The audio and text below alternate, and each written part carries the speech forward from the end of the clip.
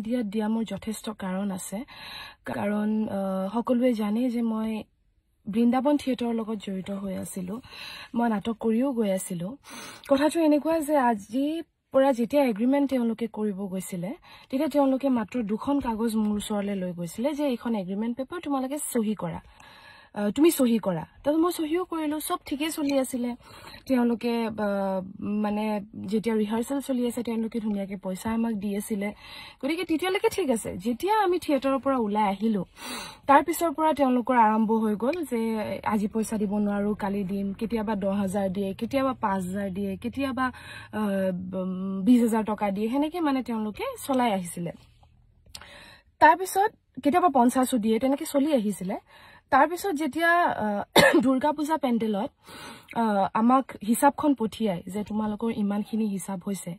আমি তেতিয়া হিসাবখন চাই পেলাই কৈছো যে এইখন মোৰ হিসাব নহয় মোৰ হিসাবৰ লগত একেবাৰে নিমিলে তাৰ পিছত কত পইচা কাটিছে কি পইচা কাটিছে গুটেখিনি যেতিয়া চালো তেতিয়া তেওঁলোকে ৰিটেনশন বুলি কিবা এটা কাটি থৈ দিছে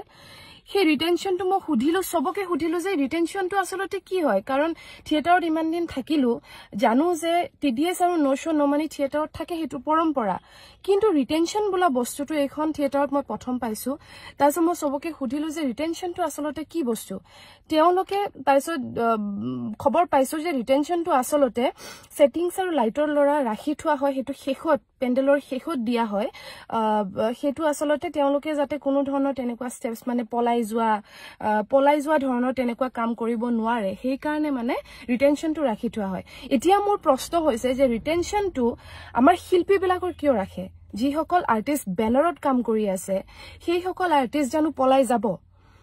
মোৰ প্ৰশ্নটো হল এটো আসলতে এটা গাত লাগা কথা যে যি সকল আৰ্টিষ্টে আমাক মানুহে চিনি পায় আমাক মানুহে চায় গতিকে আমি কিবা ধৰণৰ আমি যদি প্ৰবলেম পাও যে আজি ইয়া থাকিবলৈ মন যোৱা নাই বহুত মানসিকভাৱে মই যথেষ্ট মই ইয়া থাকিব পৰা নাই আমি ডেফিনেটলি মালিকক কৈ যাম থিয়েটাৰৰ গুটে মানুহখিনি কৈ যাম যেনেকে মই আজি কৈ আছো গতিকে আমি তেনেকে কৈ যাম কোনো ধৰণৰ পলুৱা স্টেপস আমি নলং গতিকে হি ৰিটেনশনটো ৰাখি থোৱাটো আসলতে গাত লগা কথা হৈছে তাৰ পাছত দুৰ্গা পূজা পেন্ডেলতে তাৰপিছত কলো তেওঁলোকক গৈ পিনি যে আপোনালোকে প্লিজ কাইন্ডলি মোৰ এগ্ৰিমেন্টখন দেখুৱাওক তেওঁলোকে এগ্ৰিমেন্টখন সেই দুখন পাত যে মই সাইন কৰি থৈছিলো তাৰ মাজত তেওঁলোকে এক্সট্ৰাকে দুখন পেপাৰ টাৰ্মছ এণ্ড কণ্ডিশনৰ খুমাই ষ্টেপল কৰি দিছে তাৰ পিছত যেতিয়া খুদিছো এই দুখন কাগজ কেতিয়া হুমুৱালে কাৰণ এই দুখন কাগজ আজি যদি টাৰ্মছ এণ্ড কণ্ডিশনত এইবোৰ বস্তু লিখা থাকিলে হেতেন মই কোনো কাৰণত থিয়েটাৰত নাহিলো হেতেন মই বৃন্দাবন থিয়েটাৰত নাহিলো হেতেন তেওঁলোকে কৈছে তোমালোকে পঢ়িছিলা তুমি পঢ়ি পেলাই তো তোমালোকে সাইন কৰিছা তেতিয়া মই কৈছো সেক্ৰেটাৰীক যে আপুনি বেলেগৰ মানে ৰাতুল দাহতৰ বা জীবন দাহতৰ নিৰ্মল দাহতৰ আমাক এগ্ৰিমেন্টখন দেখাওক তেতিয়া বাও আছিল বাৰ তাতো মানে বাকো এগ্ৰিমেন্টখন দেখুৱা হৈছিল তেতিয়া কৈছিল যে এগ্ৰিমেন্টখন দেখুৱাওক এগ্ৰিমেন্টখন তেওঁলোকে যেতিয়া দেখুৱালে মানে আমাৰ সেক্ৰেটাৰীয়ে মহন্ত দাই জিতেন মহন্তই যেতিয়া আমাক দেখুৱালে তেতিয়া আমি দেখিবলৈ পাইছো যে ৰাতুল দা জীবন দা নিৰ্মল দা সবৰে এই টাৰ্মছ এণ্ড কণ্ডিশনৰ পথলৈকে তেওঁলোকে সহি কৰি থৈ দিছে যত নেকি মোৰ আৰু বাৰ এগ্ৰিমেন্টখনত পথলৈকে আমাৰ সহি নাই ইট মিন্স আমি সেই দুখন টাৰ্মছ এণ্ড কণ্ডিশনৰ কাগজ আমি পোৱাই নাই হেতু হল তাৰ পিছত যেহেতু হেতু জনাৰ পিছত যে তেওঁলোকে ফ্ৰড কৰি পেলাই মাজত দুখন কাগজ ভৰাই দিছে তেতিয়া মালিকক আমি কলো যে দাদা আমি আৰু পেন্ডেল কৰিবলৈ নাযাও যেহেতু আমাৰ লগত ফ্ৰড হৈছে আমি নাযাও আৰু পেন্ডেল কৰিবলৈ এটোই আমাৰ শেষ পেন্ডেল তেওঁ তেতিয়া গুটেখিনি কথা মানি লৈছিলে যে যেহেতু আমি পেন্ডেল কৰিব যাব লাগিব গতিকে তেওঁ মানি লৈছিলে গুটেখিনি শৰ্ত আমাৰ মানি লৈছিলে তেতিয়া মই এটা শৰ্ত দিছিলো যে মোৰ লগত আইনী পদ্ধতি যেহেতু এখন এগ্ৰিমেন্ট মই নামানো এখন এগ্ৰিমেন্ট আপোনালোকৰ ভুৱা মই এখন এগ্ৰিমেন্ট নামানো গতিকে আপোনালোকে মোৰ লগত নতুনকে আইনী পদ্ধতিত এগ্ৰিমেন্ট কৰিব লাগিব হেদিনাখন তেওঁ মানিলে আইনী পদ্ধতিত এগ্ৰিমেন্ট কৰিম বুলি কৈছো তেওঁ মানিলে তেওঁ ৰিটেনশনৰ পইচা আমাৰ নাৰাখো বুলি তেওঁ মানিলে তেওঁ আমাক পইচা দিম বুলি তেওঁ মানিলে গুটেখিনি পইচা তেওঁ মানে যেটো পইচা বিচাৰিছিল তেখেতে কৈছে যে এটো দিব নোৱাৰো এতিয়া তেওঁ তোমাক মই 50000 টকা এটা দিলো তুমি লোৱা তাৰছত তুমি পেন্ডেললৈ যোৱা গলু তেওঁলোকে যেহেতু গুটেখিনি কথা মানি ললে গতিকে গলু আজি গোল তাৰছত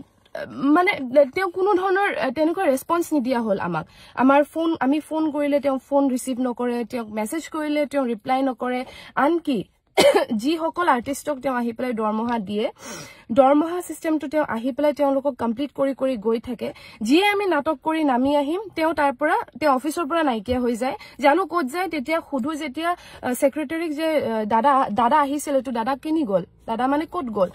তেওঁ কয় যে তেতিয়া উলাই গৈছে তেতিয়া কয় যে আপুনি দাদালে ফোন কৰক আমি আহিছো আমি বহিম তেওঁ ফোনটো ৰিসিভ নকৰে তাৰ পিছত আমি 1 ঘণ্টা 1.5 ঘণ্টা 2 ঘণ্টালে তাত বহো দাদা তেতিয়ালৈকে নাহে যি আমি উলাই গুছি যাও যে দাদা নাই সাগে আকৌ নাহে তেতিয়া তেওঁ আকৌ ঘূৰি আহে সাগে হেতু কথা আমি নাজানো তাৰ পিছত তেওঁ আমাৰ লগত নবহে মানে আমাৰ তিনিজনীৰ লগত মোৰ প্ৰাঞ্জনা বা আৰু অনামিকাৰ লগত তেওঁ নবহে তেওঁৰ কিবা এটা প্ৰবলেম আছে তেওঁ আমাৰ লগত নবহে তাৰ পিছত তালগুৰি পেন্ডেলত room management মোৰ লগত যথেষ্ট বেয়া ব্যৱহাৰ কৰে room মোৰ কাৰণে যেটো কমিটিয়ে room সাইট হৈছিল সেই roomটো তেওঁ বেলেগক দি দিয়ে মানে তেওঁ যেটো room মানে কমিটি মোৰ কাৰণে সোৱা roomটো তেখেতে মানে বেলেগক দি দিয়ে বেলেগক দিয়াৰ পিছত সেই কমিটিখনে মোক যেতিয়া কয় যে আপোনাক কাৰণে এটো room আসলতে সোৱা নাছিলো তাৰপিছত মই যেতিয়া গলো মই হেদিনাখন 2টামান বাজিলে গৈ পাওতে তেওঁ কৈছে যে তেওঁ মানে কেতিয়াও আমাৰ লগত room চাবলৈ না যায় কমিটি মানুহ পঠিয়াই দিয়ে তাৰপিছত তেতিয়ালৈকে বহুত সহ্যই কৰি আছিলো room ভাল নিদিয়ে কেতিয়াও ভাল room নাপাও মইতো মোৰ ক্ষেত্ৰত কেতিয়াও ভাল room নাপাও তথাপিও মানে থিয়েটাৰখনৰ স্বাৰ্থত মই একো ধৰণৰ স্টেপছ নলয় মই যেনেকে দিয়ে মই তেনেকে থাকিবলৈ চেষ্টা কৰো তাৰ পিছত তেওঁলোকে মোক মানে যেতিয়া এটা room দেখুৱাবলৈ নিছে সেই ঘৰৰ মানুহে মানে roomটো কেনসেল কৰি দিলে মই যাওঁতে মই গৈছোৱে তাতে তেওঁলোকে ক'লে যে আমি আৰ্টিষ্ট নাৰাখো যত নেকি আগলৈকে তেওঁলোকে ৰাখিম বুলিয়ে কৈছিলে হেতু বাৰু কমিটিৰ কোনো গাত ভুল নহয় হেতু তাৰ পিছত মই কমিটিৰ লগত যেটো হেতু মোৰ কাম নহয় মোৰ হেতু কামে নহয় হেতু ৰুম মেনেজমেন্টৰ কাম মই কমিটিৰ মানুহৰ লগত গৈ 4টামান ঘৰ চালু আবেলি সাগে সন্ধিয়া 5:30 6টামান বাজিছে মই ভাত নুখুৱাকে মই ভাত খোৱা নাই তেতিয়ালৈকে কাৰণ যেহেতু ৰুম মেনেজমেন্টে ৰুম ঠিক কৰিয়ে থৈ দিয়ে আমি গৈ পিনি ভাত বনাই খাও গটিকে 5:30 6টা বজালৈকে মই ভাত নুখুৱাকে ৰেষ্ট নুলুৱাকে 7টা 8টাৰ পৰা আমাৰ নাটক আৰম্ভ হয় মই ৰেষ্ট নুলুৱাকে মই কমিটিৰ লগত ৰুম বিচাৰি ফুৰিছো তাৰ পিছত যেতিয়া মই ৰুম থাকিব নোৱাৰিলো মই কেনসেল কৰিলো কমিটি মানুহে নিজৰ কাৰোবাৰ ঘৰত তেওঁলোকে লৈ গৈছিলে তেওঁলোকে ৰাখিম বুলি কৈছে কিন্তু তেওঁলোকৰ মানে ৰাখিব ইচ্ছা নাই থিয়েটাৰ আৰ্টিষ্ট তথাপিও তেওঁলোকে ৰাখিম বুলি কৈছে তাৰছত মই বলো তেওঁলোকৰ সাগে ৰাখিব ইচ্ছা নাই মোক এখন দেখি তেওঁলোকৰ লাগা নাই যে তেওঁলোকে মানে আমাক ৰাখিব বিচাৰি আছে কাৰণ জোৰ জবৰদস্তিকে এজন মানুহৰ ঘৰত যেতিয়া পটককে গৈ পায় তেওঁলোকে ডেফিনেটলি ৰাখিব নিবিচাৰিবও পাৰে তাৰ পিছত মই কলো যে মই ইয়াত নাথাকো দাদা যেটো মোৰ ভাল লগা নাই মই যাওঁগে মই পেন্ডেললৈ যাওঁ পেন্ডেলত যোৱাৰ পিছত মই সেক্ৰেটাৰী গটিখিনি কথা কলো যে তেওঁ কমিটিয়ে যেটো ৰুম মোক দিছিলে হেতু তেওঁ বেলেগ আৰ্টিষ্ট এজনক দি দিছে আৰু মোৰ ৰুম হোৱা নাই এতিয়ালৈকে মই 5:30 6টা বাজিলে মই ৰেষ্ট লবও সময় নাপালো তাৰ পিছত তেখেতে ৰুম মেনেজমেন্টৰ যিজন আমাৰ মানে হেমন্ত দা আছে তেখেতে আকু গল সেই ৰুম কিটাই চাব গল যোন কিটা ৰুম মই কেনসেল কৰি আহিছো তাৰছত তেখেতে কয় যে ইয়াতকে বেছি ভাল ৰুম আৰু তোমাক মই দিব নোৱাৰো মই কৈছো ভাল ৰুম বেয়া ৰুমৰ কথা নহয় তেওঁলোক মানে আমাক ৰাখিবই বিচৰা নাই আপোনালোকে জবৰদস্তি তেওঁলোকৰ ঘৰত আমাক সোমাই দিব বিচাৰি আছে যেহেতু কমিটি মানুহৰ চিনাকি কিন্তু তেওঁলোকে আমাক ৰাখিবই বিচৰা নাই তেওঁলোকৰ মুখতে প্ৰকাশ পায় গটিকে তাৰ পিছত মই কলো যে মই হেখন ঘৰত থাকিব নোৱাৰো তেতিয়া হেমন্ত দাই কৈছে তেনেহলে আমি আৰু বেলেগকে ব্যৱস্থা কৰিব নোৱাৰো এইটো ঘৰত থাকিব লাগিব নহলে নোৱাৰা তো মই কলো যে ঠিক আছে হ'ব বাৰু যেহেতু মই গাড়ীত থাকিব নোৱাৰো মোক ঘৰ এখনটো লাগিব থাকিব কাৰণে গটিকে মই আজি এইটো পেন্ডেল কৰি উঠি মই মানে আৰু নকৰো দিয়ক মই গুছি যাম ঘৰলে মই তেনেকে কলো তাৰ পিছত তেওঁ কমিটি মানুহৰ আগত মোক যথেষ্ট বেয়া ব্যৱহাৰ কৰে মই জানো যে তেওঁ কমিটি মানুহ তেওঁৰ লগত প্ৰায় 6-7 জন মান কমিটি মানুহ আছে তাৰ আগত তেওঁ ফোনত মোৰ লগত যথেষ্ট বেয়া ব্যৱহাৰ কৰে মই তেওঁ কৈছো বলে দাদা আপুনি মোৰ লগত তেনেকে ব্যৱহাৰ নকৰিব যেহেতু আপোনাৰ ৰাইটস নাই কাৰণ আপুনি মুক দিয়া ৰুমটো আপুনি বেলেগ কাৰোবাক দি দিছে তাৰ পিছত মই ঘুৰি মই এতিয়ালৈকে ভাত খোৱা নাই 6টা বাজিলে গটিকে মই কোনো কাৰণত এটো সহ্য কৰিব নোৱাৰিম আপুনি মোক বেয়াকে ক'লে এটা যথেষ্ট বেয়া ব্যৱহাৰ কৰিছিলে তাৰ পিছত এইটো গল মই তাৰ পিছত আমাৰ চিনাকি মানুহে ঘৰত তাতে থাকিলো থাকাৰ পিছত তাৰ আগতে মানে দিৱালী পেণ্ডেলত মই হেতু কবলে পাহৰি থাকি গল আসলতে দিৱালী পেণ্ডেলত যেতিয়া মই তেওঁলোকক কলো যে মই আৰু নাথাকো মোক পইচা দিয়া নাছিলে মই আৰু নাথাকো তাৰ পিছত তেওঁলোকে অনুপ ডেকাই মোক কৈছে যে দেৱাশ্ৰী তুমি কাইন্ডলি গুছি আহা মই তোমাক জেনেকে নহক তোমাক পইচা দিম মই যিখিনি প্ৰাপ্য বিচাৰিছিলো তেওঁলোকে হেখিনিটো দিয়া নাই কিন্তু কিবা এটা পেমেন্ট তেওঁলোকে মোক দিব বুলি কোৱা কাৰণে মই পেণ্ডেললৈ গলো তথাপিও মই গাড়ীৰ পৰা নামি অহা নাছিলো কমিটিৰ মানুহে মোক কলে যে তোমাৰ বেলেগ কি হেৰি আছে নাজানো তুমি প্লিজ আহি পেলাই নাটকখন কৰি দিয়া মই তেতিয়া গলো গৈ তেওঁলোকে নাটকৰ শেষত মোৰ লগত হিচাপত বহে যত তেওঁলোকৰ হিচাপটো মিলা নাই মোৰ হিচাপটো মিলি আছিল তেওঁলোকে মোক পইচা এটা দিলে এমাউন্ট এটা তাৰ পিছত তেওঁলোকে মোক কয় মানে মহন্ত দা আমাৰ যেহেতু যিজন সেক্ৰেটাৰী হয় তেখেতে কৈছে যে এনেকুৱা যদি তুমি কৰি থাকা তোমাৰ যদি এনেকে যদি থাকিব ইচ্ছা না যায় তোমাৰ যদি থাকিব প্ৰবলেম হৈছে তেনেহলে তুমি আগতীয়াকে কৈ দিবা এমাহ আগতে কলেও হ'ব তেতিয়া অনুপ ডেকাই তেতিয়া মাত দিয়ে যে এমাহ নহয় 10 দিন দিলেও হ'ব এনেকুৱা ধৰণৰ তেওঁ কথা কয় তেতিয়াও মই মাত দিয়া নাই যেহেতু মোক পইচা দিছে অকনমান থিয়েটাৰখনৰ স্বাৰ্থত মই থাকি দিলো তাৰ পিছত তালগুৰি পেণ্ডেলৰ এইটো কেছটো হ'ল তাৰ পিছত যেতিয়া তালগুৰি পেণ্ডেলৰ ৰাতি মানে মই যেতিয়া এইবোৰ মোৰ লগত হ'ল কমিটিয়ে মোক বেয়া পোৱা হ'ল কিবা হ'ল এইবিলাক যথেষ্ট কিবা কিবি হৈ গ'ল আৰু মানসিকভাৱে মানে মই ভাঙি পৰিছিলো যেহেতু না আমাৰ মালিকৰ কোনো ধৰণৰ ৰেসপন্স আছিলে না সেক্ৰেটাৰীৰ কোনো ধৰণৰ ৰেসপন্স আছিলে না ভাইস সেক্ৰেটাৰীৰ কোনো ধৰণৰ ৰেসপন্স আছিলে তেওঁলোকে যিমান পাৰে আৰু আমাক সন্মান নকৰা হৈ গ'ল মানে সেইখন থিয়েটাৰে গতিকে মই তেওঁলোকক শো চলি থকাৰ সময়ত তেওঁলোকে যেতিয়া আকৌ হিচাপ পঠিয়াইছে ৰিটেনশনটো আকৌ কাটি পেলাই হিচাপ পঠিয়াইছে মই তেওঁলোকক কৈছো যে দাদা মোৰ তাত ৰেকৰ্ডিংও আছে মই কৈছো যে দাদা যেহেতু আপুনি 10 দিন বিচাৰিছিলে 10টা দিন যেহেতু আপুনি বিচাৰিছিলে গতিকে মই আজিৰ ডেটৰ পৰা আপোনাক 10টা দিন দিছো 3 তাৰিখে মোৰ সময় উকলিব 3 তাৰিখে মোৰ 10টা দিন শেষ হ'ব গতিকে 4 জানুৱাৰীৰ পৰা মই আৰু এখন থিয়েটাৰৰ লগত জড়িত হ'ব নিবিচাৰো কাৰণ মই যথেষ্টখিনি মেন্টালি টৰ্চাৰ পাইছো আসলতে এখন থিয়েটাৰত আহি মোক না ৰুম মেনেজমেন্টৰ মানুহে ভালকে ট্ৰিট কৰে না মালিকে ভালকে ট্ৰিট কৰে না সেক্ৰেটাৰীয়ে কৰে না ভাইস সেক্ৰেটাৰীয়ে কৰে গতিকে মই এখন থিয়েটাৰৰ লগত জড়িত থাকিব নোৱাৰো যথেষ্ট মেন্টাল আসলতে হেৰিত ভুগিছো আৰু মই আৰু যেতিয়ালৈকে আপোনাৰ মাথাটো ঠিকে নাথাকে আপোনালোকে নাটক কৰিব নোৱাৰে মই যেহেতু মই এগৰাকী শিল্পী মই ডেফিনেটলি মই ভালকে নাটক কৰিব পালে মোক হে ভাল মেন্টাল ষ্টেটটো থকাটো মই আসলতে যথেষ্ট দৰকাৰী কিন্তু মোক তেওঁলোকে ইমানখিনি কষ্ট দিছে যে মই মানে ডায়লগ পাহৰি যোৱা হয় কেতিয়াবা কিবা ভাবি থাকো মানে প্ৰত্যেক ডেইলি মানে প্ৰথম দিনাখন যাও ৰুমৰ কাৰণে প্ৰবলেম লাষ্টৰ দিনাখন আহো পইচাৰ কাৰণে প্ৰবলেম কাজিয়া লাগি আৰু মানে মই সেই কাৰণে সিদ্ধান্ত এটা লৈছো যে মই আৰু এখন থিয়েটাৰৰ লগত জড়িত নহয় তাৰ পিছত সেইদিনাখনে ৰাতি ব্ৰাঞ্জনা বাই মই আমি পিপি লবলৈ গলো পিপি লবলৈ গৈ প্ৰাঞ্জনা বাই গলে যোৱাৰ পিছত প্ৰাঞ্জনা বাই যেতিয়া মানে নিজৰ হেৰিখন চালে মই যেনেকে চালো তেওঁ চালে শীটখন তেওঁৰো গোটে হিচাপ ভুল হৈ আছিল মাইনাসত লাগি আছিল পইচা যত নেকি প্ৰাঞ্জনা বাই 60000 ৰ ওপৰত পইচা পায় তো প্ৰাঞ্জনা বাই কলে যে এইখন হিচাপত মই নাথাকো বুলি তেওঁ টেবুলত এবাৰ ঠকিয়াই দিছে বাই টেবুলত ঢকিয়াইছে সেইখিনি সময়ত ময়ো উপস্থিত আছিলো আৰু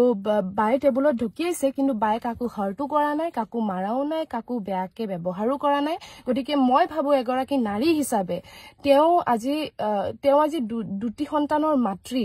তেখেতে যথেষ্ট কষ্ট কৰি সিঙ্গল পেৰেন্ট হয় যেহেতু তেখেতে যথেষ্ট কষ্ট পাইছে আৰু কষ্ট পোৱাৰ কাৰণে তেখেতে টেবুলত ঢকিয়াইছে কিন্তু তাৰ পিছত যেতিয়া তেওঁলোকে পিপিচিপি দি পিনে আমাক পঠিয়াই দিলে ৰাতি 1:30 বজাত অনুপ ডেকাই আমাৰ ভাইস সেক্ৰেটাৰীয়ে তেখেতক ফোন কৰি থ্ৰেটেনিং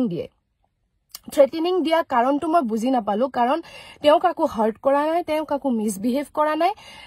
তেওঁ যদি ইমানে তেখেতৰ কবলগীয়া আছিলে আমাৰ ভাইস সেক্ৰেটাৰী অনুপ ডেকাৰ তেখেতৰ যদি ইমানে কবলগীয়া আছিলে তেখেতে সেইখিনি সময়ত নকয় তেখেতে ফোনত অকলহৰিয়াকে বা কিহৰ কাৰণে থ্ৰেটেনিং দিব